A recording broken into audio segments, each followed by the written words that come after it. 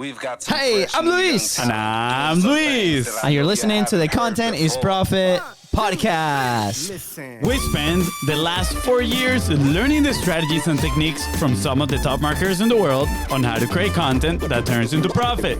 If you like to learn on how to turn that content into profit, go to contentisprofit.com. Yeah. Let's go. I hear you're changing the tone rather. You want to make me laugh. Yes. But it's all good, guys, because today, epic guest, Woo, even baby. epic-er topic. Is that even a word? Epic-er. How community creation is the future of business development. Ooh, absolutely. Ooh, yeah. Can't wait to dive in. But Fonzie, do we have a sponsor today? Indeed we do. Say what? And today's sponsor is your own Biz Bros with Content Momentum. That's right, guys. And That's what right. is Content Momentum? You might be asking yourself. Well, if you produce long-form content just like this one that you're listening to or watching, and you want us to turn it into bite-sized, value-packed assets so then you can send into social media like little minions. That's right. We are here to help you. We got so you. please slide on the DMs at BeastBrosco on Facebook, on Instagram. That's right, guys. And please go ahead and subscribe. Smash that subscribe button because this episode is coming to you on your phone every Tuesday, Thursday, Saturday. Are pure fire and amazing. And you just have to do it. It'll just be nice. Be nice. Be a good friend. That's right. And if you found this episode impactful, which I am sure you did because it hasn't happened yet, but it's already impactful for me, please don't forget to share it and leave a 5-star review.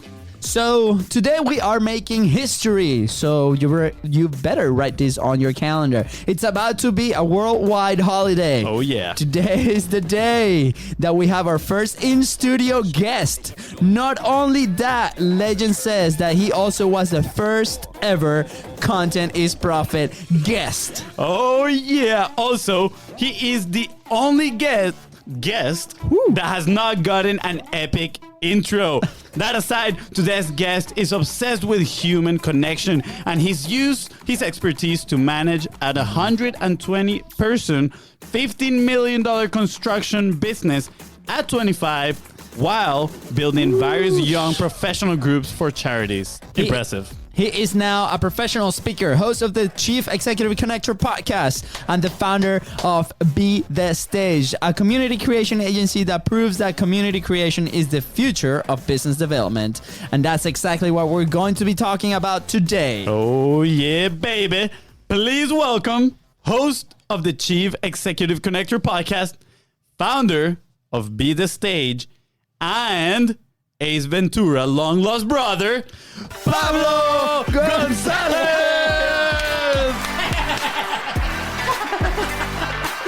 Let's go, Pablo. Yeah. Let's go. Dude, What's up? yes. What's Ooh. up? Bro.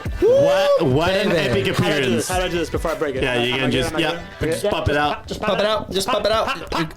Just pop. Wow. Let's Okay, hold go. on. What's going on? All right, we got it? We good? Yeah, We good? yeah. We We good? We good? we We good? Gucci. That's how we say We here. Gucci up in here. Wow. I'm so excited for today's episode. First of all, like we said, it's history. Pablo, welcome. Wow, I'm embarrassed of myself now. I didn't put Pablo in the intro. I didn't put Pablo in the intro. Wow, it's okay. Nice to see someone that doesn't buckle under the pressure, Fonzie. Come on, man. It's like you've never done this before. I know, but it's okay because it can only go uphill from here. So Pablo, Absolutely. welcome, and thank you for making history in Content is Profit. I'm so freaking happy to be here, guys. You know that you guys know that I'm your number one fan.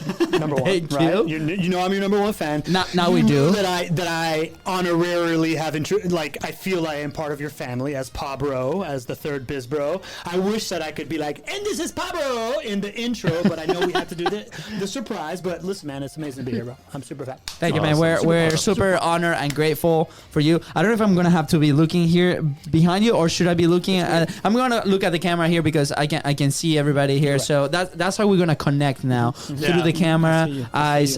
Thank you, people, everybody tuning in. If you're tuning in live, just put hashtag live today, making history in Content is Profit. I don't want the listening audience to feel left out because you guys are like, we're just connect looking at the camera. For those listening, guys, just connect with these sensual voices that you're listening right now. You know, feel the passion, feel the warmth. This is about to get real, and Pablo here is going to teach you why community creation is, the future Yeah. of business development, right? Before we dive into this amazing gem of Okay. conversation, because this has changed thousands of lives, not only in the markets that we work, but it will be changing millions of lives, because this is the way to go now on how we do this. And we talked about it in just a little. But Pablo, tell for those to the ones that have not heard your show, which I figure Episode 16. No, just so you know, Just throwing it out there.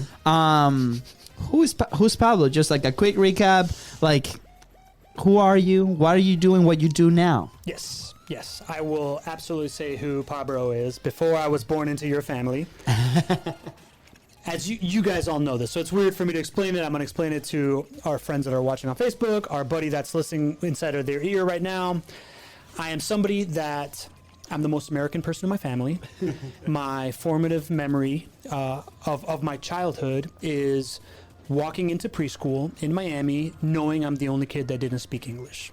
And that visual, the feeling, like the look of the room, still very vivid in my head at 3 years old. Luckily for me, I made one friend that spoke Spanish. He became my BFF, Jose Garrido. And, at that age, you're a sponge, right? So you absorb the language. But a year later, we moved to Spain, and we enrolled in this British academy.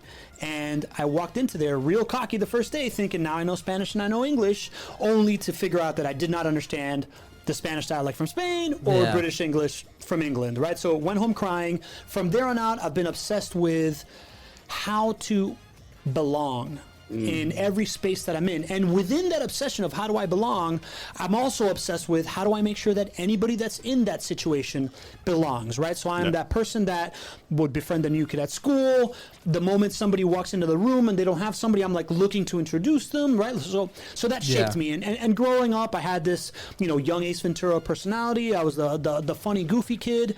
And I'm just going to kind of take you guys through 3 steps of where I got to as quickly as I can without the whole backstory, right? But at a certain point in my early 30s, I went from understanding that I can't just be the funny guy, right? Like as soon as I got into the grown-up world of business relationships, I started looking around and thinking, I can't just be the jackass. I can't just be the clown. I need to figure out another way to bond with people. And what I realized at that point was that the way that grown-ups build relationships is through giving value to each other, right? Like that is what brings people close to you. If I do you a favor, you're gonna like me for it, period, right? Like that's just how it goes. So I set off on this obsession on how do I create value around people, and right around that time, my brother got sick of pancreatic cancer, fought it for 2 years, passed away, and at his funeral, when 1,200 people showed up to the funeral, I looked around and I thought, at this lowest point in my life, I looked around and realized community, right? Like the buoyant effect of all these people showing up at my family's hardest moment and everything that led up to that made me realize immediately that this is the most valuable thing anybody could have done for me. And then I thought about it even further and I thought, oh, this is what the church does. The oldest business model in the world, right? Like that has been succeeding forever is this vessel of community for people. And that's why it's so prevalent everywhere, right? So that was the second iteration. And then after that, I just didn't shut up about it, right? I was in the construction world. I was in this, as you guys know, I started all these young professional groups for these charities. And I was developing my own audience. And then once I realized that this value exchange and this community thing is the way that you build relationships and the most value that you can give to people is this sense of belonging, I just didn't shut up about it until I got into the online space, right? Like I became a business developer through all this stuff. We're going to probably talk about that. And then I got into the online space. And once I got into the online space as the VP of business development for a e-commerce company was when I started realizing that content, that online content, right? The way that you can create these relationships to scale is online content. And ever since then, all I have been doing is reverse engineering everything that I've known about likability and about how to get people to belong and how I can get in and belong into the content interface, and then applying that to the old school style of business development, relationship building. And I've realized that nobody thinks of it that way, right? Like everybody, most of the people that you guys do, right? But most of the people that you talk to are either marketers, or they come from media and they understand content and media and marketing, or they are a relationship business. They're a lawyer, they're an accountant, they're a real estate company that understands the value of networking and making friends with each other, and they think they're these two separate buckets. And what I've just, I think the big realization, the big aha moment of my life and the basis of my company is the marriage of those things, is how you make a relationship business a scalable customer acquisition model. Wow. So I'm curious on that aha moment, right? That you said, when was it? Like, why did it happen? Like, all of a sudden that you said, the content and relationships are two different buckets for people. I mean, obviously, throughout your whole career life, you've seen, community as a pillar of your life. But what was it, that aha moment that for you was like, I need to communicate this to everybody else and let them know? And I'm gonna follow your advice right here, and I'm gonna give a little bit of context to this question, right? But for us, give context to why you said that. Yeah, because when we started, right, like, you hear all these messages, people, you gotta publish, but they never tell you exactly why, right? I mean, the main why is because you're gonna get clients, right? If you don't show up in front of your prospects, they're not going to buy from you, right? So that is usually the only reason they tell you. And once we started actually publishing, right, which was like 3 years after we heard that, because there's so many, false beliefs in between there that you get a crush before you get yourself in front of a mic or a camera, we started realizing that it wasn't just about getting in front of your prospects, right? It was more of a value thing, right? We're delivering value to these people. We're helping these other people, and by default, like, the result of that is clients, right? By giving value and by building these relationships is clients. But that is kind of like how we have discovered, and obviously you have played a huge role in that in our life. But I'm curious, like, because did you hear people preaching that you had to create content, or like you said, you saw it as the two separate buckets, and then what made you connect them there? I saw it as two separate buckets at first, right? But you know this story, right? The big aha moment for me of how do you go from relationship building one-to-one to one-to-many involved the stage. Yep. Right? I was at a dead end point in my career within this company that I had been acquired and became director of sustainability. On the side, I had been building all these young professional groups, and I had become a skilled public speaker. And at the last moment, my CEO, that was supposed to be speaking at a panel for smart cities in front of the Economic Development Agency of Miami, decided he didn't want to go. And they looked around, they're like, well, who can we send? They're like, well, Pablo's a good presenter, and sustainability, I think, has something to do with this. Yeah. So they sent me in. Yeah. I showed up to this room that had maybe about 50 people in it. And listen, I've been on stage plenty, right? Because when you're in the nonprofit world, which I think is a really, really valuable thing for anybody young to do, you become a skilled networker because you have to go to all these events. Then as you get up the channel, then you're like introducing people when they come in, right? You're like the host of the event, then maybe you're the moderator, then maybe you're on a panel, whatever. But for the first time ever, I walk into this room, did not know what was going to happen. But I get on the stage as a panelist, and I share the stage with the head of Latin America for Cisco Systems and the head of the Smart Cities Initiative for like the World Bank or the World Economic Forum. I forgot what agency it was, but it was an international economic development agency. It was a stage I did not belong on, right? And I just did my thing, right? Like I spoke about it. I just spoke because I'm a presenter and this and that. What happened was when I came off that stage for the first time ever, there was a line of 6 people deep waiting to talk to me. And the first 4 were vendors trying to pitch me something. And I'm like, these guys think I'm more important than I am. The next one was a developer that was like trying to hire me. And then the last one was a young guy that I'm still friends with, Will Beckham, who wanted mentorship, right? But what hit me at that moment was that the stage, so I've always been, because of this connection thing, I've always been very interested in psychology and behavioral economics and stuff like that. Never thought of it as marketing, but it was just psychology, decision-making, friend-making.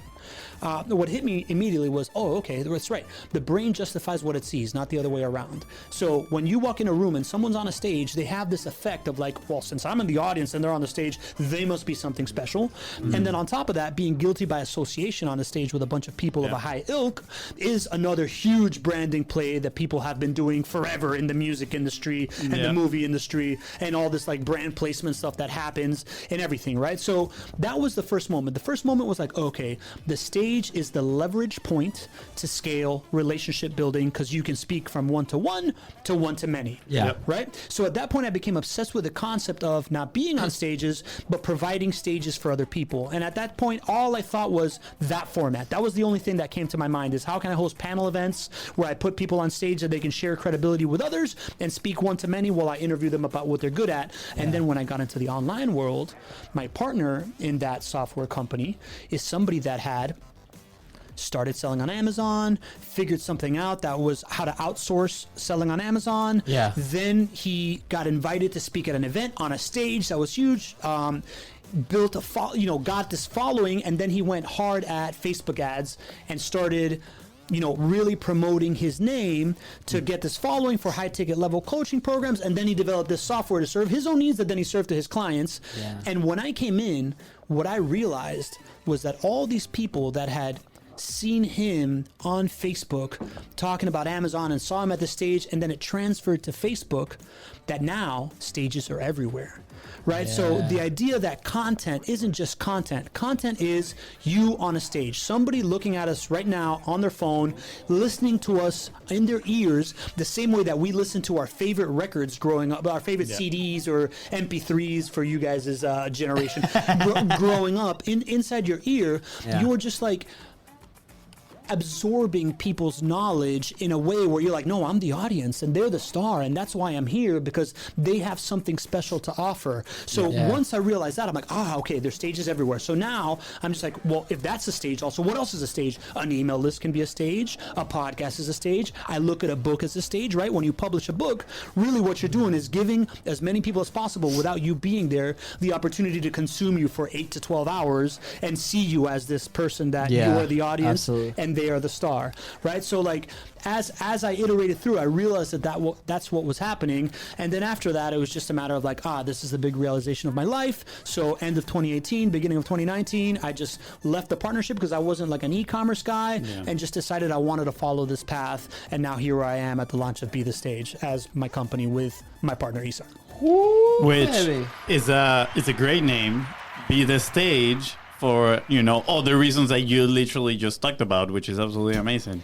I'm excited, and for those that are listening right now, the episode actually before this one is Isar, so it's like a Be The Stage marathon right now. I love it. I think that's a sign from the universe that if you're listening to this, you should definitely look into this thing. And I wanna bring into perspective like our experience, right? Like with the show, and thank you to the people like watching live, listening to us right now, because it's become that, right? It's become a stage where we are showcasing the relationships that we have and we are developing. But it started as in an internal exercise for us to just get our message out, right? So the first like 20 episodes ish is just us, and then after, like, what if we start bringing people, right? And we say this all the time, like, we do the podcast for us. How can we learn more? How can we connect with these amazing people and build those relationships? But then something organic started to happen, because like I feel like people think that this is like very challenging to do, but it started to happen organically, where these conversations started to develop, and then those relationships started to develop because we were together for a period of time, sharing a common interest, right? And so after that, it continued to evolve into this amazing machine that or at least I think it's an amazing machine. Maybe you're a little biased. I know. You guys can tell me in the comments, but it's allowed to develop amazing relationships, saved our business. We have people commenting, "Hey, Pablo," in my ear. That's right. What's up, Jen? I love Jen, man. She's great. Epic. Okay, shout out to Jen over there. Jen Joseph. So. And I feel like because of the way that we communicate, and because we've been in the space for a little bit, might be easier. Was it the same for you, or do you encounter some challenges along the way? And when you share this message with people, do they encounter some challenges?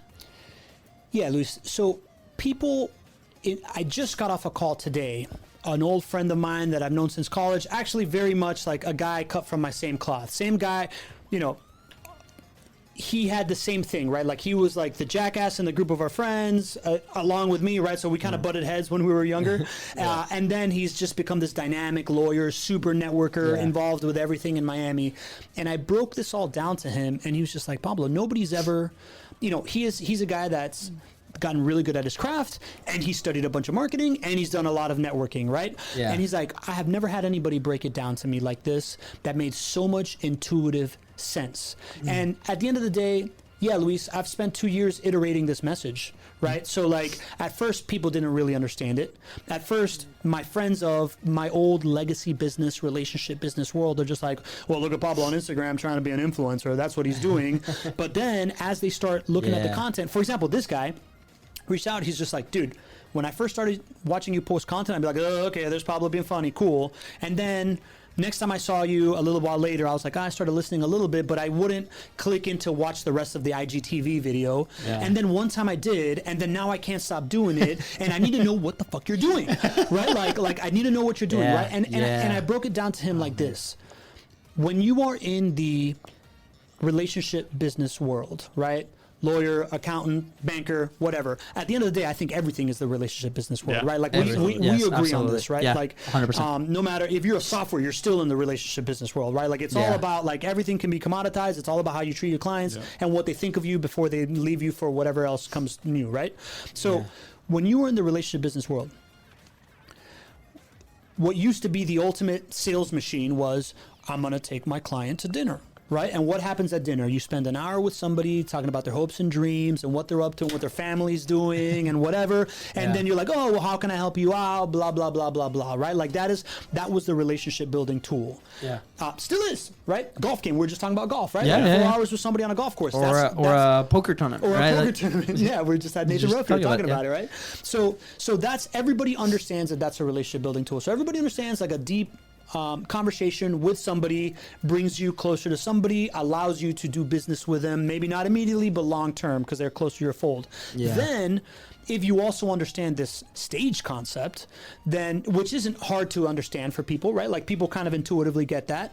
The idea of featuring somebody as a keynote speaker at your event is a super value add to somebody, right? Like if you're like, so let's take it one step further. If I introduce you to somebody, that's a value add. Everybody gets that, right? So Absolutely. So now if I'm not just introducing you, but I'm also putting you on a stage in front of 100 of my clients, that's a huge value add, right? So now what if you mix the two of them, right? What if you have this intimate dinner relationship in front of 100 of your clients and oh, by the way, it now lives forever in a way that Jen can consume it right now, in the way that Justin can consume it on podcast right now because he's listening right now, or in a way that as you're scrolling through Instagram, your old friend that you haven't talked to in 3 months can be like, oh, here's a 3-minute little tidbit of Luis, what's he up to? And consume it that way, right? So like when you explain it in the sense of like these are just the same old relationship mechanisms, then the interview is the dinner, the doing it live in front of an audience or doing it on Facebook or just doing it on a podcast is the stage keynote, and then the repurposing of the content that you guys do so freaking well, better than anybody else in the world,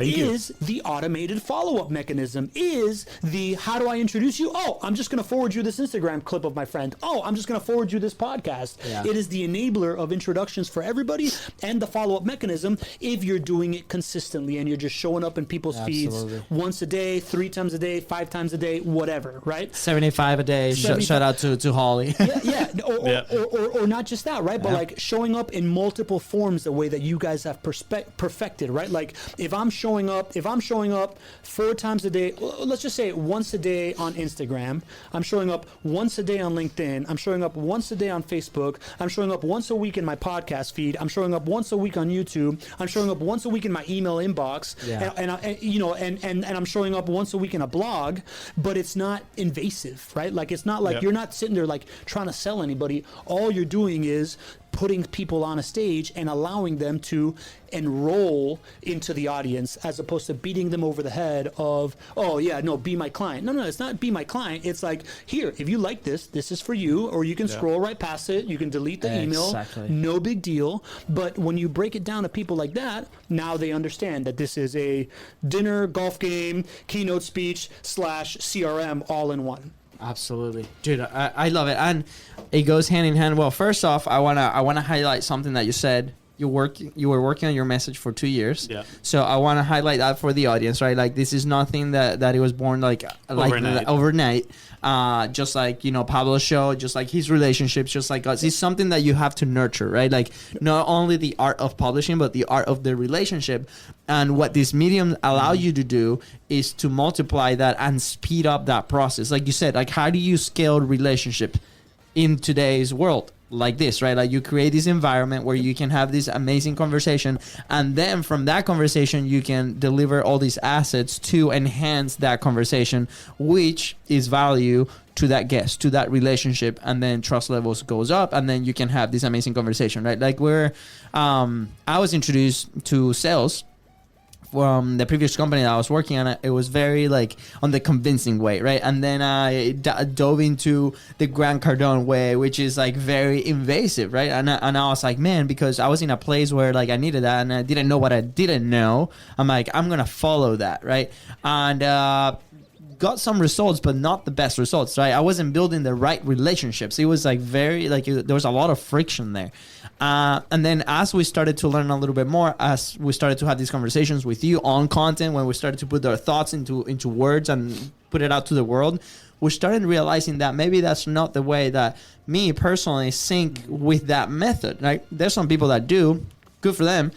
For me, it wasn't. Like I didn't feel really comfortable to the point that I was second guessing myself on like, is this really the thing that I want to do? Is this really the thing that, do I want to build a business? Do I want to sell?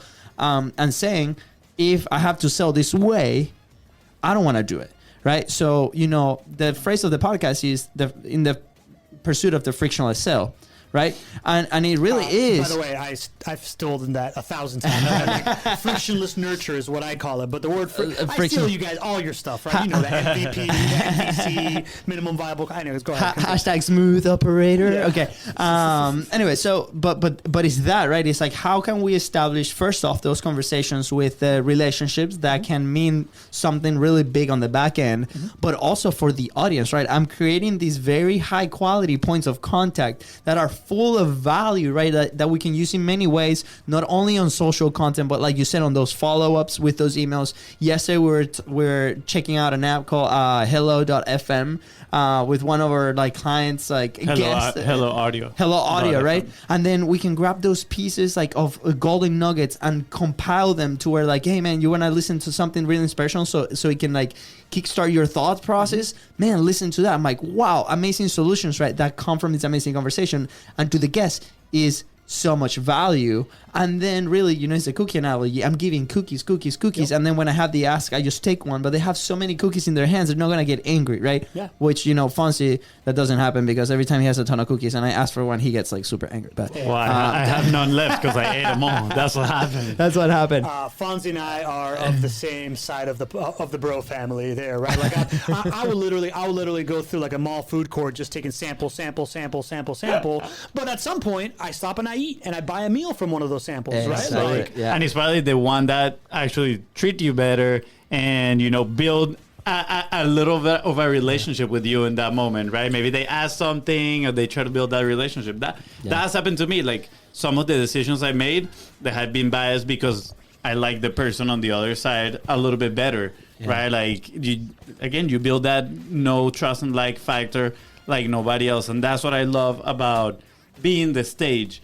And by be the stage, I mean your business too, right? What you guys do for these companies is just absolutely amazing. And we've discussed this many times, and we say we haven't found a downside to publishing.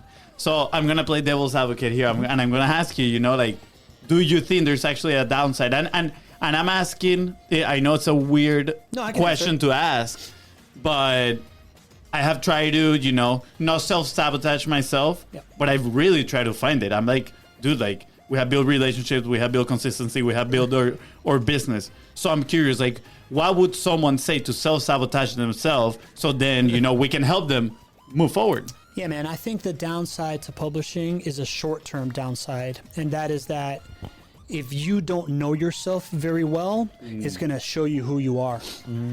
Right? So like at the end of the day, guys, when I tell you that I've been obsessed with relationship building my whole life, the first two concepts that I really just like totally bought into is that the two quickest way to build it is add value to somebody or share a vulnerability. Right? Like if the fact that you guys are Venezuelan, right? Like I understand what your family is going through because you are there, you are here and they're there. That bonds us, right? Yep. So the idea that if you are scared to share that stuff, then you are going to project another image of yourself that isn't you, right? Like so, that vulnerability piece and the at the end of the day, authenticity today is the highest form of currency. Oh yeah. Right? Because we went from a world that used to have this like power over dynamic, right? I learned this from my wife who learned it from Brene Brown, right? But like we went from this world that had a power over dynamic. We used to find an advantage, hold it to ourselves, and hold it over people in order for them to have to pay us, in order for them to have to,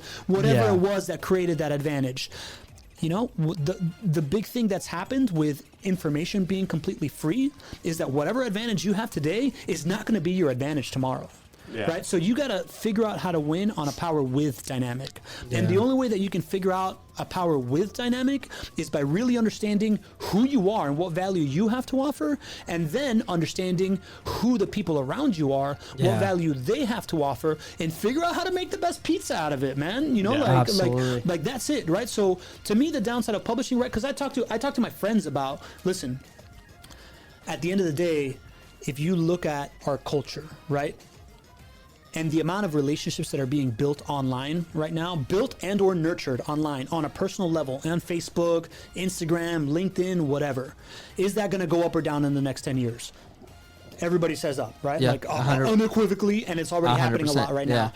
Then I'm like, okay, so what are you teaching your kids about how to communicate? Like, do you would you want a kid that's a really good public speaker, like I was as a kid, Absolutely. right? Do you want a kid that talks to adults and can, like I did when I was a kid, when we'd fly from Madrid to Caracas, and I would ask to sit by myself because I'd sit next to some adult and I'd convince them to buy me a Toblerone, and then that adult would go be like, "What do you feed this? This guy's amazing." Go talking to my parents, right? Like you want that kid, so you got to teach your kid how to communicate online because this is not going away. Right. Yeah. So at the end of the day, what they tell me, the downside there is like, yeah, man, but they're not ready. They're not ready for like trolls, and they're not ready for comments and blah, blah, blah, blah, blah. And I get that for a kid on the short term. Right. Yeah. But also at the end of the day, you need to prepare yourself for feedback, man. You know, like this is the way that the world communicates. This is the way that the world gives feedback at scale. And you talked about me refining my message for 2 years. You know why I was able to so quickly iterate through my message?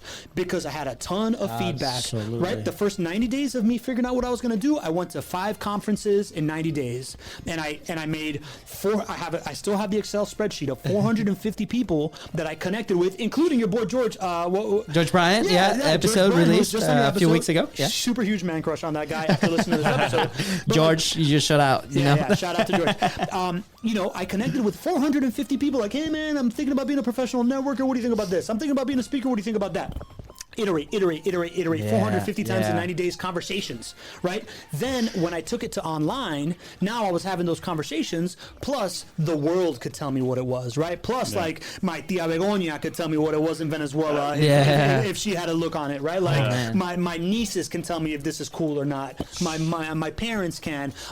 My buddy Justin Cappy, who I was just talking about, right? Yeah. Like he can reach out and be like, yo man, I knew you in college and I've known you now, and like now I'm really impressed. That's feedback, bro. Like I wouldn't be getting that feedback if I was just in a room shaking hands, right? So like the downside to it is feedback. If you're not comfortable with feedback, then by the way, that's a downside for you as you perceive it, but it's only going to make you a better person. That's what I was going to say. I'm like, is it actually a downside, right? Because look, like at the end of the day, you said if you don't know who you are, publishing will show you pretty quickly, right? Absolutely. 100%. And I think that's incredible, especially for people that are looking to grow. And if you're putting yourself out there and you know publishing, you probably are looking to grow as a person, as an entrepreneur, as a business owner.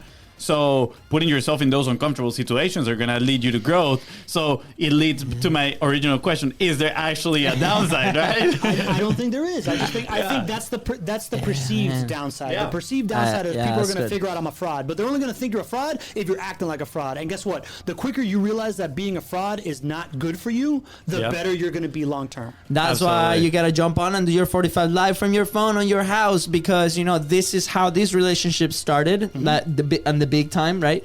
And just be authentic. I want to highlight something that you said earlier: the power of repeat conversations, right? You say you went to these live events, right? That was the method at the time, and you started asking these questions. Same thing happens with us, Fun Hacking Live 2020.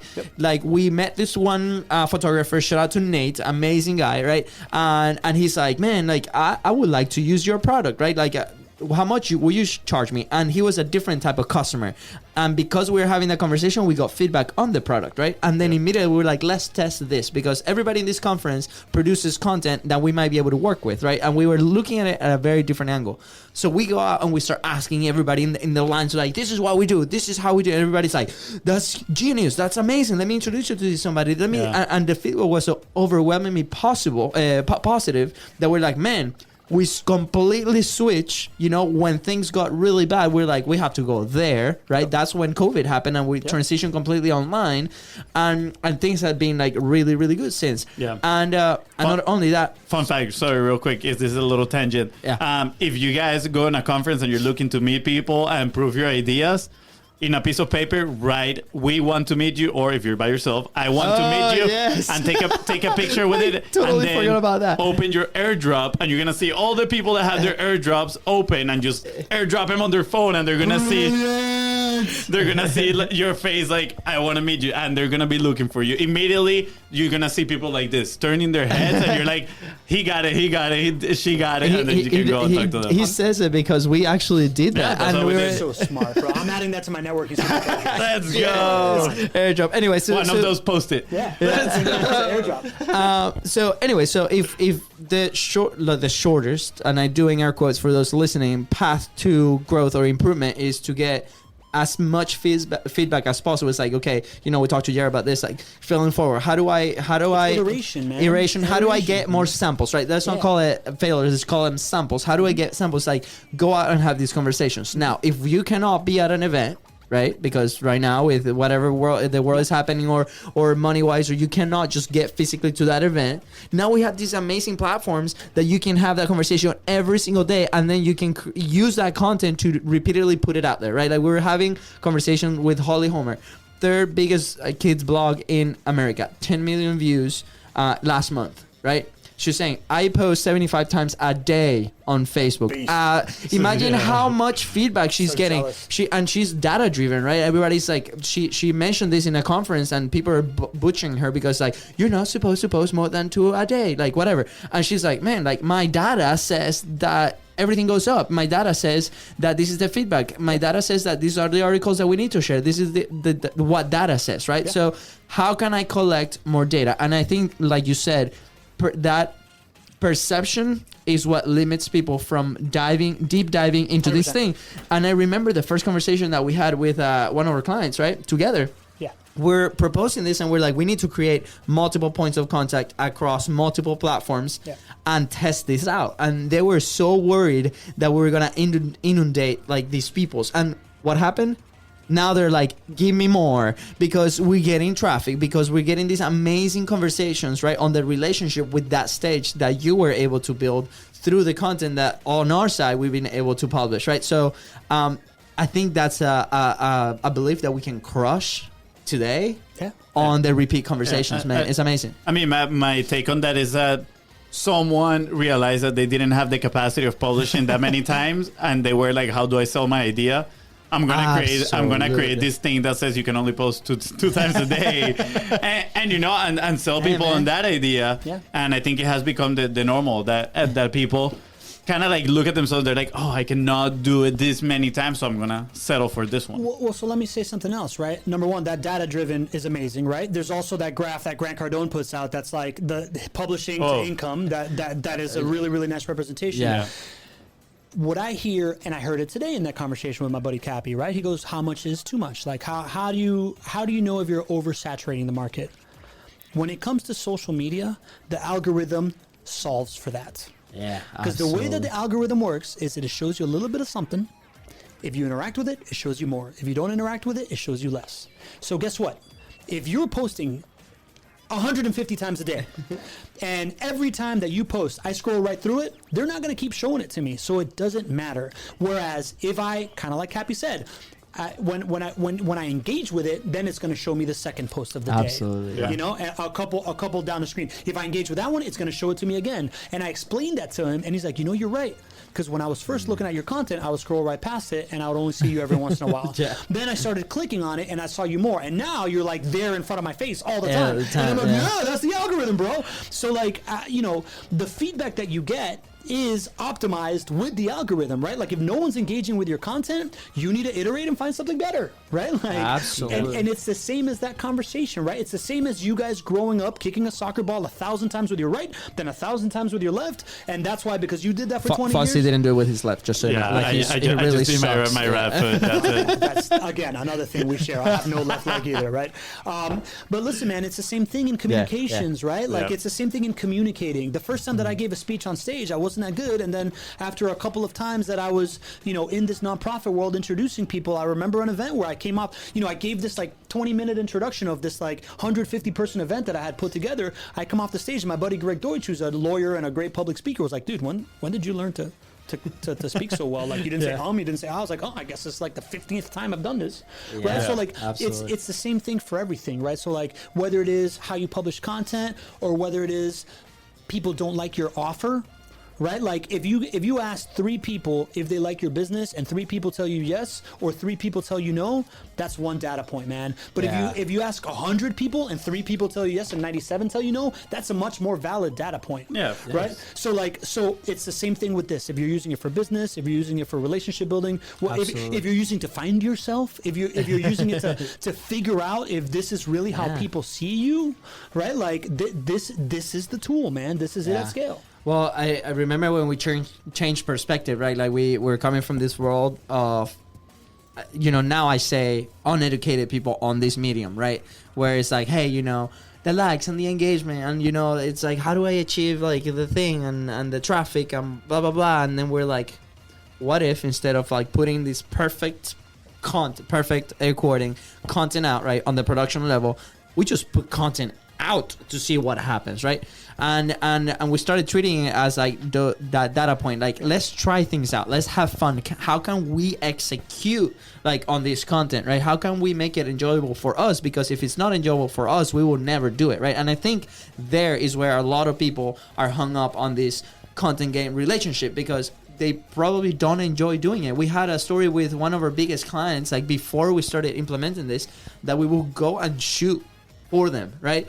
But the people behind the camera were not enjoying the process. They were not sold on it. They were not convinced. Like they did not believe that was a thing, right? And we spent so much time and so much energy trying to explain why. Just so you know, for the audience, like if you are in that place, just know that we don't even have conversations that don't believe content is the way to go, right? Like that's not my business to convince you, right? We deal with people that already believe that, because it's worked for us, it's worked for many people, right? So I don't want to lose my time with people that are not. So you can listen to the show, you can, that's why we have the show. But at the same time, they were not enjoying the process. They were like, there was so much friction to execute. What happened? The relationship kind of, went south. And, when it was a hard time to make a decision, either yes or no, they decided with no. Yep. And that's fine, right? And that's a learning point. So I think we got to understand that we also have to enjoy this when producing, when having these conversations, right? Or if this is the way to go, understand that the benefit on the back end is so big. Yeah. I'm curious, because you mentioned perfect content, right? They were waiting for the perfect content. And I know we waited for a very long time to have perfect content. But I'm curious now, what is your definition of perfect content? Man, that's a great question, Fonz. That's good. That's good. To me, the definition of perfect content is a piece of content that's serving everybody involved, right? Like that's what I mean by being the stage and not the star of the stage. I think that it is much more powerful to be a kingmaker than to be a king. Because if you're trying to be kingmaker, all the wannabe kings want to be your friend. Whereas if you're trying to be king, all the wannabe kings hate your guts. Right? So I think the perfect content is this. It's what we're doing right here. We are having a conversation that promotes me, that promotes you, and is super valuable to the audience and to our friend that's listening right now. That to me is the perfect piece of content, and that is what people don't get in business, right? Like they think that content is sales. Right? Yep. They don't see it as networking, right? Like somebody that is, for example, a gym owner, right? Like a gym owner goes to a networking event. If they're the type of gym owner that's like, you need a gym? No, okay. You need a gym? No, okay. You need a gym? No, okay. Guess what? They're gonna suck at networking, and they're not gonna build in. They're not gonna find clients that way. Yeah. But if they go to a networking event, they're like, hey, Luis, what do you do? Oh, you do content. All right, that's cool, man. Oh, my buddy Jim over there, he is somebody that is in the. He's in a software space for content creators. Let's go talk to him, and then you and then you introduce them, and you have this like three-way conversation, and you're like, yeah, Luis is this like amazing content creator. Luis over here is this software thing. Maybe you can make content for the software, and the software can help your business out. And you create that connection point. Guess what? They're more likely to come to my gym than if I'm like, oh, you're a content creator. How much do you bench? Oh, not enough. Oh, you're a software guy. Do you ever do legs? No. Okay, what? You're out. I can bench his mic. Yeah, like it really is that, right? Yeah, so like people that have spent a lot of times in networking rooms understand that like spraying freaking business cards is invaluable. But that's not the first thing that they think of when you walk in, right? When I was 25 years old, I thought that that's what networking was. Then I spent 10,000 hours doing it. When I first started making content, I thought that it was like, hey, look at Pablo, and then I realized, oh no, wait a minute. For business development, for relationship building through content, the best thing to do is approach it like networking. And everybody understands that networking is super, super valuable. So people just need to see content that way and not try to make it so linear, man. I love it. I love the conversation on the perfect content, kingmaker versus king, and content is not sales. I just want to highlight those three things. I'm curious on. Tu bueno, muy bueno. Yeah, that's very good. Ooh, rico suave. All right, okay, come on, slow down. Okay, we'll leave that for Friday, guys. That was intense. Real Hispanic, real quick. Yeah. Dios mío, man. So I love what you said about perfect content, which is serves everyone involved, right? And I mean, I love that because most people think perfect content from a production standpoint, right? And we always say like this is actually the message we started telling ourselves to get 45 Live done, which was quality of the message before quality of the production, right? And that for us was huge because that's when we realized you can have the best looking video, but if the message is not there, people are not gonna, right? Like they're not gonna watch it. Yeah. But you can have a terrible production if you have the message. Yeah. They're probably gonna stick there and watch it through. So I think a good message too helps as well with serving everybody involved. But I think yours just took it to a whole different level, and I'm like, you steal some of her stuff, I'm gonna steal this stuff from you. But I'm curious, as you were talking, you were like, most people that get into networking, they get in with the idea of spraying business cards and like the same mentality. And I feel it's the same with sales. Yeah. People that get into sales, most people think is convincing and those hard sales. I'm curious, like, why do you think if most of the success is found on doing the right thing, like building relationship, why are more people not aware of it? Why are people coming into these spaces with the mentality of I'm gonna spray and the business cards and all that stuff? I think it's because we're an inflection point in history. Like I said, we were for the last 2,000 years of humanity, we've been under this power over dynamic, and that's how you achieve what you want, is by beating the shit out of somebody else that has it. Right? Like now that so much is so abundant, right? Like now that somebody in Nairobi can put a piece of content and connect with me, or like hit me up on Facebook or LinkedIn or whatever, now that we have broken down those barriers of access to just about everybody, right? Like I can send Richard Branson a DM on LinkedIn. He may or may not respond. If it's super valuable, he will. Yeah. Like before that, to get a meeting with Richard Branson, I had to stalk him for a month and buy his secretary coffee every morning, and or go to his island or swim to his island. Like who knows? Take a jet ski to his island, whatever, right? Like, but like now that there's no more, now that we have removed the barriers of access, we are in an inflection point in history, right? Like we are in this moment where the world, it seems so obvious to us because we're in this world, but the majority of the business world, the majority of anybody that is 30 and over. Sorry, we gotta acknowledge something here. Fonzie has been playing with the freaking pen.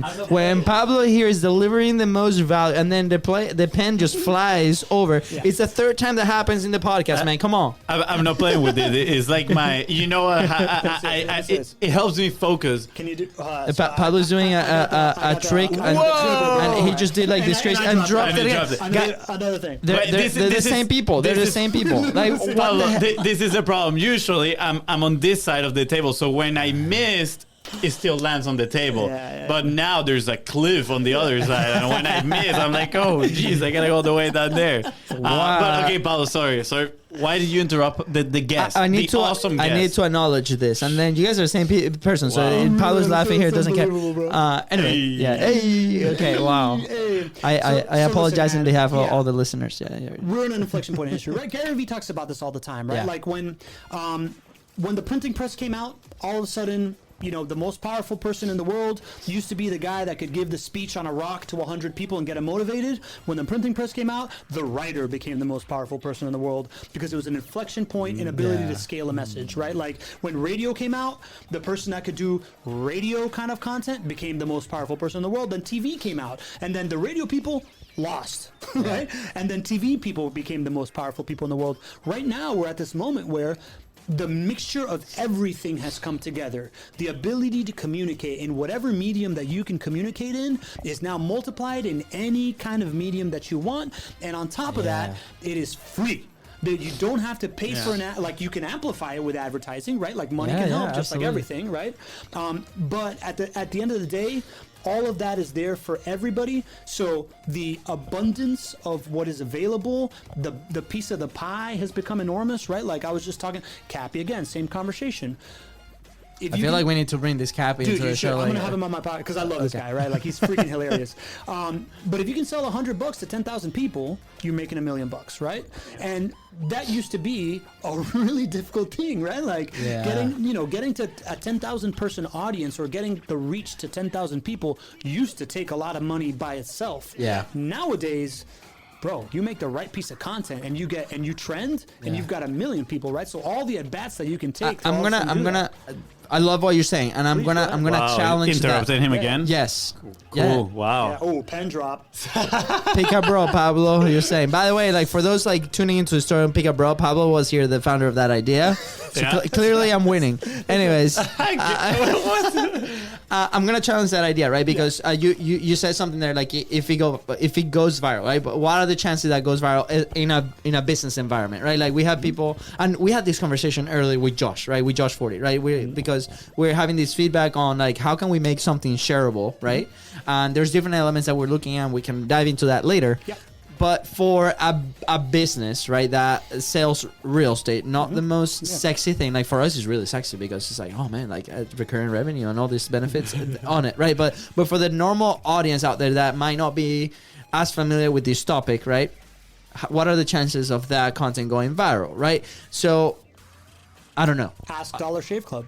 Okay, so hold on. By the way, like I agree with what you said. I'm just trying to formulate this thought, please, and bring some context into it because you're doing a great job. I feel like thank you. I feel like notice the sarcasm in Fonzie's comment. Thank you. I acknowledge it. I ignore it. Wow, man, you just like threw me off the train. You're talking about the likelihood of hold on. viral for a business. Yeah. Yes and no. Okay, so you mentioned that, and I feel like a lot of people get hung up on that. They're in the constant look and search for a viral piece of content. Now, here's the thing. Now we have access to these free things, right? And it's not maybe one piece of content. It's a combination of all these assets that we're putting out there because we stopped looking at metrics. Yep. I don't know. We here and there we kind of see where it stands, but halfway through this process of launching the show, we've had about 10,000 hours of content watched. Not even like listen, just watched. Epic, bro. And that to me, like, is insane, right? Like when we're starting the show, I don't even know what we have now. Like probably up there, right? And this is completely for free. People that are tuning in to listen to your message, getting your feedback. So I just want to crush again that belief that here and there you might get that viral piece and that shareability, but at the end of the day, it's a combination of everything, right? And you're filtering that through the message, through the content that you repeatedly put out there, attracting those eyeballs consistently over time. You're right. So listen, I'll bring it back to the same analogy we've been making of just regular relationship building. The viral content is all of a sudden you pull up to an airplane and Warren Buffett's sitting next to you. Exactly. That's, you know, like Exactly. that is viral, you know, like, or you go to a coffee shop in Omaha, Nebraska and Warren Buffett is in the line behind you, right? Like completely randomly. Yeah. The publish every day is I go to Omaha, Nebraska. I go to every single fundraiser. I go to every single networking event. I go to, you know, like I go to every business event possible. I go to every church and I talk to everybody. And the likelihood of me running into Warren Buffett goes up exponentially because now I may be talking to his secretary and talking to somebody else over and over again. So they Love both, it. by the way, one feeds into the other, right? Like the more you do one, the more likely that the other becomes as well. Yep. So, you know, like I think it's right in line with what you're saying. I love that, right? And it's kind of like chasing virality. It'll lead to disappointment because you're just Exactly. putting the content out there with that in mind when you cannot control whether a piece of content go viral or not. Correct. But then if you use what we call the extrovert theory, right? Which is everybody has that friend, right? That they are like, why is that person so lucky? Mm-hmm. The only reason is because they are extroverts and they put themselves out there in more opportunities, right? They shake more hands, right? Or in a party, they might go and meet more girls or more boys, whatever, right? And it's like, dude, like that person gets lucky is because it's getting in front of more opportunities. So what you're saying is exactly that. Create more content, put it out there more. Your chances, your probabilities of getting one of these pieces of content going viral is going to go up. Fonzie, spoiler alert, I'm that friend, right? Like I'm I know. I'm the That's person- why I was looking at you. Yeah, like my brother used to call me Ferris Bueller, right? Like I don't know if you guys have seen the movie Oh, Ferris yeah, Bueller's yeah. Days Off, right? Like the guy that everything always breaks right for because I was always in the mix, right? Like I'm always just like looking to connect with people and blah blah blah blah blah, and I get lucky all the time. Yeah. So that same concept works on like the person-to-person relationship. It's the same thing in content, man. Yeah. Like it really is. Like it's one-to-one, and that's the once people can make that bridge, then they can really understand it, Yeah, right? absolutely. Love it. I mean, we're going to have to have you again a third time. And Of this- course. Can we give some like tangible, practical tips for businesses? It's like you've heard the It's show, like if I'm a listened to the bro. show, It's or like if anything. I'm It's a like a bro. bro. It's like if I'm a That- He's that's- a third bro. That's my next question. What are some actionable points that people can do to create that stage, to create these connections, to move their business forward? Yes, it is what we did for JWB, right? The first thing that you do if you're a business is you figure out who you're trying to serve, right? Once you figure out who you're trying to serve, you need to understand that you're only one part of that equation, right? Like you figure out who you're trying to serve and what they want. Right? Yeah. Your product is one of the 1 bajillion things that these people want, right? Like, so once you figure out who you're trying to serve and what they want, then you take an inventory of what you have available to you that you can offer to the people whom you're trying to serve that fits into what they want. You look at your network. You look at your employees. You look at yourself. What do you have to offer? You look at the people who you want to build a relationship with that might be able to serve your clientele. That will also serve you as well. And you look at your clientele themselves, right? Like that is a very underappreciated part of this equation, which we've learned with JWB. Yeah, that's absolutely. the best performing content, right? Yeah. So like once you take that inventory and you're like, okay, these people want. So let's say JWB, for example, right? Like the people that are JWB's clientele are looking to invest in real estate without the hassle, right? That is what we figured out that they want. So people that want to invest in real estate without the hassle are really interested in investment strategies. They're interested in tax saving tips. They're interested in like, how can I build my business? They're interested in, is this city that I may or may not be investing in a good city to invest in long term, right? Yeah. And then the next step was reach out and talk to people that can provide context for that, right? So then we reached out, we started what you guys are doing, an interaction point that is a stage, an online interaction point that has a specific cadence, right? So it becomes a show, just like going to the panel event at the Chamber of Commerce, right? But you have this online show that you bring on the person that you are trying to build a relationship with that can serve your audience. Yeah. You invite your audience, so they all tune in on Zoom, they tune in on Facebook, they tune in our Facebook group, however they want. Yeah. Right? You have this valuable conversation, and then you try to maximize the 3 things that I think are really important, which is value exchange, right? Like giving them valuable information, relationship enablement, which I think of in 3 ways, right? There's 3 relationships that you can build when you're doing this. 2 of them are pretty natural to think of. Well, number 1 is the relationship you're building with your guest.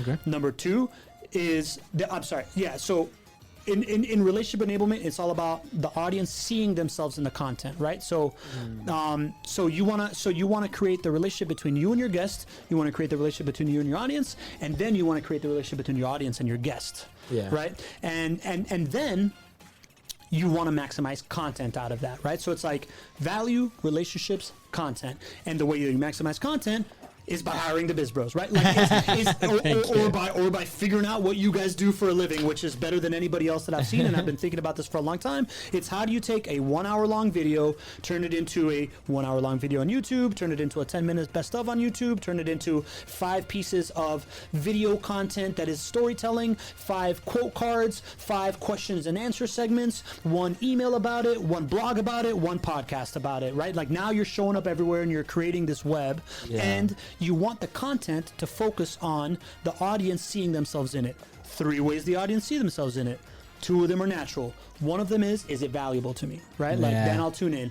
2 of them is, am I there? Am I being invited on, right? Like that's the whole like having your client on as a guest. And 3rd, which is what I think Gary Vee does so well, is how can you incorporate somebody asking a question into the content, right? Ooh, whether it's hey, Jen Josie said, blah, like Jen Josie said, these 3 guys are in the relationship business loaded with sincerity and authenticity. Thank you. And Jen Josie is an awesome real estate pro that you want to connect with her, and she's great. And by the way, here's the answer to what Jen Josie just asked, and make sure that her name and what she asked and the answer makes it into the micro content. Now creates this effect of like, oh shit, I got to show up live to the Biz Bro show because I may make it onto the micro content to the Biz Bro show, and then that's going to expose me to their audience, right? So that's the same reason why I follow Gary Vee around everywhere, because every time I go see him speak live, I get up and ask an intelligent question, and D-Rock puts his camera on me, and all of a sudden I'm in his Instagram feed, and I've showed up in Gary Vee's social media 3 times already, and that is a huge that's a huge credibility factor for me, right? So it's take inventory of who the people you're trying to serve and what they need. Take inventory of the assets that you have around you that can serve that need.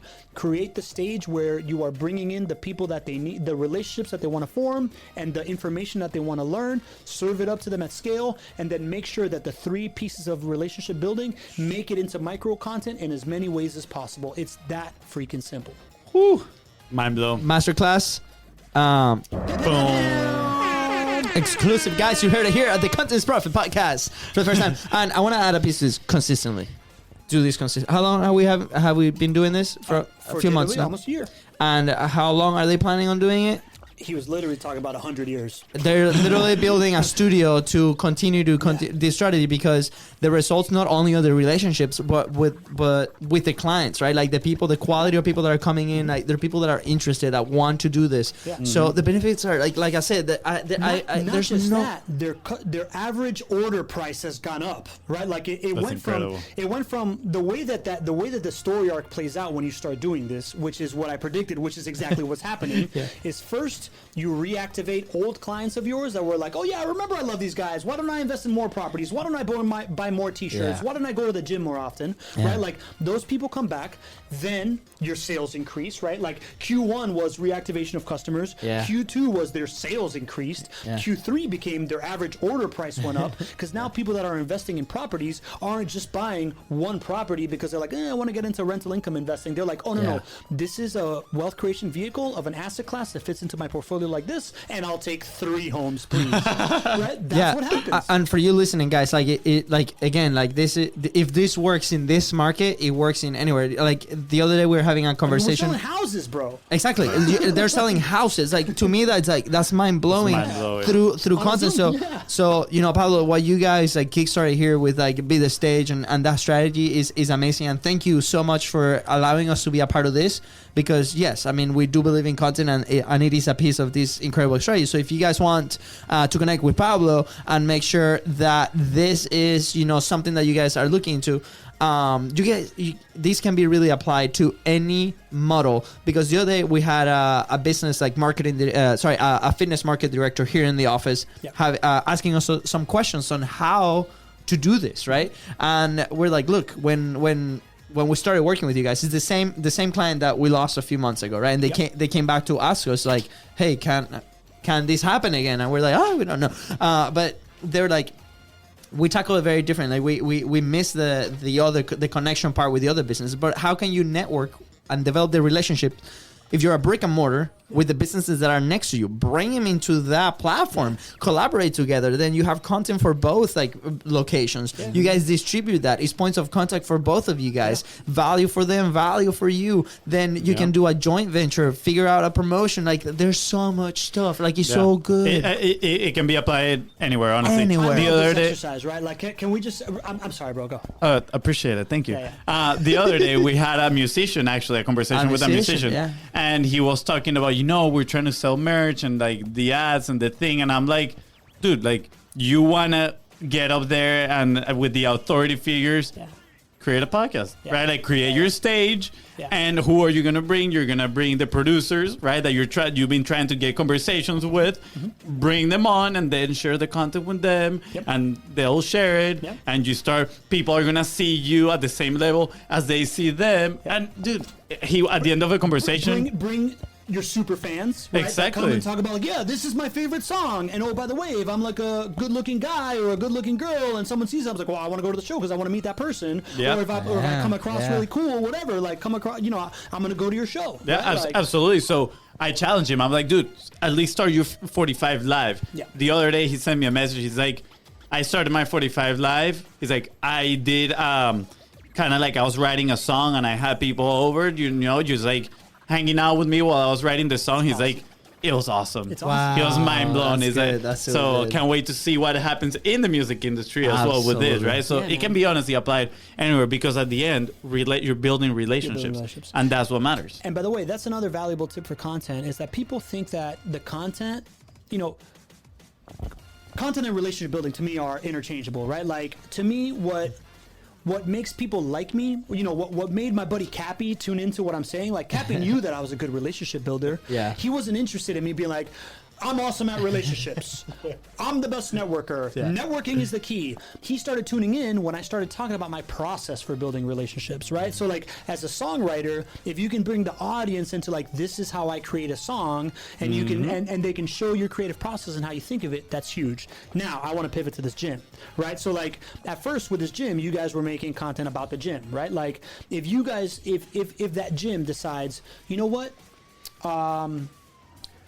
Luis has an awesome workout regimen, and he is a super likable guy, and he works out here 4 times a week. If they come on, that was me. That was me like a year ago. Thank you for elevating me, Pablo. You do this very well. It's like you've done it once or twice before. Like you've lost a little bit of weight. You're looking good. Thank you. I know. Looking good. My wife has me on a very strict diet, just 1 meal a day. So that's it. So listen, man, like if instead of, so obviously the gym is going to make content around their trainers and around what their trainers has to offer and like how likable the trainer is. To me, that's a home run, right? Yeah. But if they also start bringing in their gym regulars to be like, hey man, what's your routine? How often do you come to this gym? Like, what's your favorite exercise machine? Like, how do you use it differently than other people? And start showcasing them. That starts creating that same effect of like, that person's attractive. I want to be in the gym together. That's one thing that could happen. The other thing that could happen is like, oh, this person isn't a world-class weightlifter. He's just a regular schmo that works in commercial lending at a bank, and he's in shape. So if I do that thing, then I can do it too. It becomes more approachable. And then B, now these guys get to show it to their friends. Like they're like, yo, man, check out this piece that I just worked out in the gym. Shareability, right? So it's Yeah. And that's the thing, right there, going back to virality, right? That we were talking about that. By inviting people and getting them into that process, you are increasing those chances. So virability or whatever you want to shareability, whatever you want to call it, right? Because now they're sharing it as well, right? You're producing content for the two of you. Yeah, another practical tip, when the world opens up again and we're actually being able to do this face-to-face, something that I was doing that was fucking crushing for me was I'd go to a networking event, whenever I'd be in an interesting conversation, I'd be like, dude, that's fascinating. Do you mind if I interview you about this for 5 seconds, right? Like, and I'm like, so I remember it perfectly. I was at this... We did it. You came here to the office and we did it right here. I remember. I did it with you. I've done it with Gary across the hall, right? Like podcast studio suites, right? Yeah. I was at so my bookkeeper. Yeah. Supporting strategies. They're awesome, right? $250 a month. They do all your bookkeeping. They're amazing. Shout out to those guys. They have an event, right? Like they do a live event that I got invited to because my friend was speaking at it. Yeah. Unbeknownst to me, I was in the back of a room. I was talking to one of the keynote speakers. I didn't know. He was a guy that was talking about cybersecurity, and he referred to it as cyber hygiene. And I was like, dude, I've never heard that concept before. I've never thought cybersecurity is interesting until now. Do you mind if we just step outside real quick and I talk to you about this? He's like, yeah, sure. So I go outside. I'm just like, dude, all right, I just met this guy at this event. His name is blah, blah, blah, blah, blah. You said cyber hygiene when it refers to cybersecurity. Explain that to me. Explains it, 2-3 minute piece. I'm like, that was cool. Posted it on my LinkedIn, not about me. Again, be the stage, not the star of the stage, be a kingmaker, not a Kim. I posted, just met this guy, brought up the coolest concept about cybersecurity, never thought it was cool until now. Check it out, tag him. All of a sudden, everybody at the event was like, oh my God, the keynote speaker is on LinkedIn right now. I'm going to check it out. And I got a ton of followers from that event. Yeah. He got some content that went on LinkedIn to all of my audience. He got a bunch of followers from it, right? So like when you're out networking, you can do this in micro pieces, right? It's just a matter of having the conversation that you're going to have anywhere. Micro interviews, just put out there. What do you have a proprietary name for this? Because I wrote down pop-up interview. Pop-up interview, micro pick a bro right now. Which one do you like? Micro interview. Pick a bro. Pick a bro. So listen, you can do that, man. And then the key is not to be like, look how cool I am that I met this person. The key is to make it about them. The key is like this really interesting person I met. You should meet him. If that's the copy that you're writing on LinkedIn, guess what? Their audience is going to think you're a nice guy, and they're going to tune into you as well. Yeah. And your audience is going to check them out because you're making it about them, and they want to know. I like that. That's kind of like the acronym WIFT, right? Like, which is what's in it for them, which usually is about the audience that is reading. Like when you write copy, you're like, okay, what's in it for the audience so they want to read? But now you're taking it to one step, ahead, and is what's in it for them, not just the audience, but the other person that you're trying to make them kings, right? Correct. Like you said, you're a kingmaker. So good. And we should have brought a crown. Back to the core concept of your relationship build by adding value to people.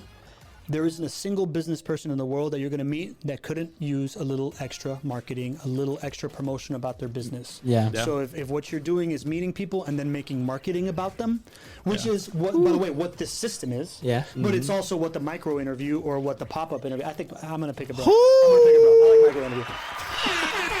Let's go. For the Fonzie is walking out of the room. And Luisa for the win tonight. Luisa for the win. Let's go. Thank you. I'm just gonna say this, or friendships just decrease a few points in there, but it's okay. We'll see. It's all good. I mean, I'm playing the long game. You're gonna create a ton of points of contact and then increase your possibilities to You're gonna have. We're gonna talk so much that you're gonna have a lot of chances to create more names for other things that I talk about. So don't worry about it. It's long. No, but for real, right? So that little micro piece of value that you're creating for someone is a relationship enabler. Whether you're doing it formatically in a podcast formula or what we do for JWB, or whether you're just out there being like, hey man, this is me. That's so good. LinkedIn. Yeah, that's so good. That is really good. Dude, man. I'm gonna start using that one. Yes. Every time I have a cool conversation with someone, I'm like, let's create a piece of content right now about that. This is epic. Yeah, dude, I do that with my wife. Like, a pop-up interview. Yeah. Pop-up interview. Micro interview. Let's have the audience voting. Micro interview or pop-up interview. Put it in the comments. Let us know this in the send us a DM if you're listening to this episode. Pick a Luisa. That's it. That's only one option. Anyways, Pablo. Wait. He was saying something about his wife. You were gonna say about something. He said that he even did it with his wife. About this all day, but yeah, I do this with my wife all the time. Like we're talking about content, guys, not all this stuff. I do this with my wife all the time. Yes. Content. Other stuff too, but content. content. Yeah. Okay. Cooking dinner, Luis. Yeah. If you know Okay. what I mean. Yeah. Wink, wink. Dude, I'm so glad our wives don't listen to this thing. I know. Yeah. My wife's literally in a yoga class right now. I know that for a fact, so she's not watching, and she's not going to tune in later. So I do it with her all the time. I'm like, she'll be explaining, because my wife is kind of like a Fonzie in the fact that she is Explorer. She's an explorer. She's always seeking. She reads like 5 books a week, that type of stuff. And when she's explaining to me all these like really high level like emotional concepts, I'm just like, I just see content right now. Like, I just see you telling me, and I just want to be interviewing you right now, babe. Like, why aren't we just going live on Facebook? Like, and that, at the end of the day, would help. You know, she's an architect, but she's also an artist. She's a yoga teacher. So, like, that, at the end of the day, would help her to continue to build her tribe outside of just the small stuff that she's already doing. In my mind, I just created the next, groundbreaking product. It is going to be those pen cams, but it goes immediately live on Facebook. You sync it with your page or LinkedIn. And then as soon as someone starts talking something interesting, you like tap the pen right there. Boom, start streaming on Facebook. You got the pop-up content right there, the pop-up interview. Fonso, it's not working. Anyways, I'm trying too hard. Pablo, so grateful for you coming into the studio today and doing this live. Yep. It's exciting to try something new here in the studio. So I appreciate you for that, sharing all your knowledge of your amazing strategy that is changing the industry, right? Like we've done, the game, son. Yeah, change the game. Incredible. Real estate, healthcare, lawyers, any market really. Healthcare, that's right. We have a healthcare client. Yeah, so it's incredible, really. So favorite question of the show, from your favorite bro. Where would you be if you did not publish? I thought about this, right? Because I know that you're going to ask me this.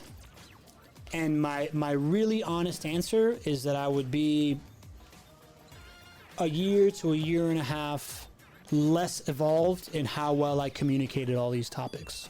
Right, because like what I did in 90 days by going to 4 conferences and being able to talk to 450 people when coronavirus hit in March, that would have ended completely, I wouldn't have been able to continue to iterate and have these conversations. Right, so like the compounded effect of doing my own 45 Live twice, because I've also followed you guys. I'm indoctrinated in the Biz Bros universe. Thank right, you. Thank you. Like doing that was a big moment for me of iteration and feedback that really helped me refine my message. And then now that coronavirus has hit, I would have stopped evolving, right? So I would be now the same person that I was on March 12th, as opposed to the person that I am right now. Incredible. Because I haven't had as many conversations and as many interactions and as much feedback as I could have. By the way, Pablo is the guy that started 45 Live, and then day 45 called us and be like, I'm going for 200. It's incredible. So thank you, man, for taking it to a whole new level there. The 200 Live. I got to like 65 and I've really started slacking off, guys. I've been at 65 for like 4 months, so I'm sorry I let you down, but it's all good. I mean, just the thought, and we've shared this story, right? Like we've also sampled the 45 Live. Like I was gonna say failed, but like sampled. It's like the first time, day 15, right? Like people are like, well, by the way, people don't give us enough credit. Like they're like, we asked them like, how long do you think we last? Like and they're like 2 days. 2 days, and we're like, wow, thank you. But that says a lot, right? A lot of people are lacking that consistency, right, and accountability. And first time, day 15. Second time, day 17, Fonzie. Like I was like, on my end, I was like, I need to finish this, and the videos were 11:30 at night. But at the end of the day, it's because we're getting results, right? For you, it's probably the same thing. It was like you got these amazing conversations, and then you started implementing and executing, right? So incredible, man. Thank you so much for sharing. How can people connect with you? How can people find you? How can people connect with Pablo? This is the official second ever time announcement of our website. Because Esar did this on the last episode. But we just went, what's the MVP of our website, right? So it's just the basic model, but it's bethestage.live. Bethestage.live. So that is the B2B portal. So if you are a relationship business and you are asking yourself the question that I've been asking myself forever of how can I create as many relationships as possible, and now that networking events are closed and the Chamber of Commerce isn't happening and galas aren't happening, and you need to be able to business develop online the same way that you used to do, bethestage.live. Amazing, guys. This takes everything to a whole new level, whole new world, really. A whole new world. Don't you dare close your eyes. A new fantastic point of view. Okay, guys. Karaoke night coming soon, guys. And Pablo, dude, thank you so much. With that being said, thank you so much for tuning into the Continuous Profit podcast. Go ahead and subscribe. Smash that subscribe button and follow us on social media at BizBrosCo. That's right. And if you find this episode impactful and you love having Pablo here in person, please don't forget to share it and leave a 5-star review. Thank you. Thank you, guys. This is Luis. This is Luis. And this is Pablo. Thank you for listening to Continuous Profit. Is that it? We didn't rehearse this at all. Bye, guys.